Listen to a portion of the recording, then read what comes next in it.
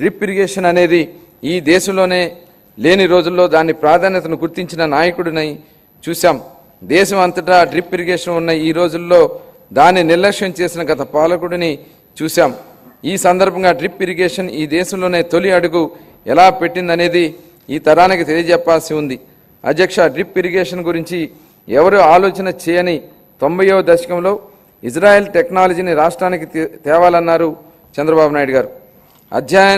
అధ్యయనానికి ఇజ్రాయెల్కి వెళ్లిన కమిటీలో నేను సభ్యుడిగా ఉన్నాను. అధ్యక్ష, 3 IAS అధికారులను నన్ను సభ్యుడిగా ఈ కమిటీకి నియమించారు. నాటి ఉమ్మడి రాష్ట్ర ముఖ్యమంత్రి చంద్రబాబు నాయుడు గారి సూచన మేరకు దాన్ని అధ్యయనం చేసి అందించిన నివేదిక ఆధారంగా దేశంలోనే తొలిసారి ఉమ్మడి రాష్ట్రంలో డ్రిప్ ఇరిగేషన్ పైలట్ ప్రాజెక్టును ప్రారంభించాం. దీనిపై నాటి కాంగ్రెస్ పార్టీ అవహేళన చేసింది. ఆ తర్వాత డ్రిప్ ఇరిగేషన్ జాతీయ స్థాయిలో వేసిన టాస్క్ ఫోర్స్కు అనేక నేతృత్వం వహించారు. ఇవాళ డ్రిప్ లేని రాష్ట్రం లేదు, పొలం లేదు. వాట్ చంద్రబాబు నాయుడు గారు, thanks today, national thinks tomorrow. Chandrababu Naidu గారు ఇవాళ ఏం ఆలోచిస్తారో దేశం రేపు అదే ఆలోచిస్తున్న దానికి ఇంతకంటే నిదర్శనం ఏం కావాలి అధ్యక్ష?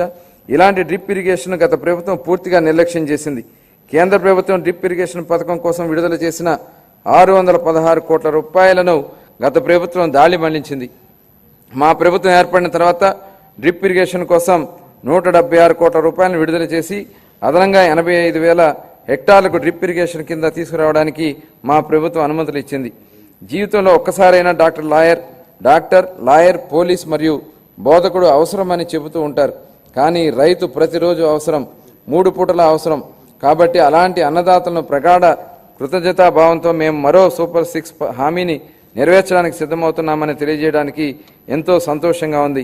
ఎన్ని ఆర్థిక ఇబ్బందులున్నా అన్నదాత సుఖీభావ కింద ప్రతి రైతుకి ఏటా 20,000 రూపాయలు అందించేలా కేటాయింపులు చేశామని చెప్పడానికి గర్విస్తున్నాం అధ్యక్ష. మా ప్రభుత్వం వ్యవసాయ రంగానికి ఉత్తమించేందుకు రాష్ట్ర వ్యాప్తంగా 21.87 లక్షల వ్యవసాయ పంపు సెట్లకు 9 గంటల ఉచిత పగటిపూట విద్యుత్తును సరఫరా చేస్తోంది. చేపల వేట నిషేధ కాలంలో మత్స్యకారులకు అందించే ఆర్థిక సహాయాన్ని 10,000 రూపాయల నుండి 20,000 రూపాయలకు రెట్టింపు చేస్తామని మేనిఫెస్టోలో మరో హామీని నెరవేర్చడానికి తగిన కేటాయింపులు చేశామని సంతోషంగా ప్రకటిస్తున్నాను.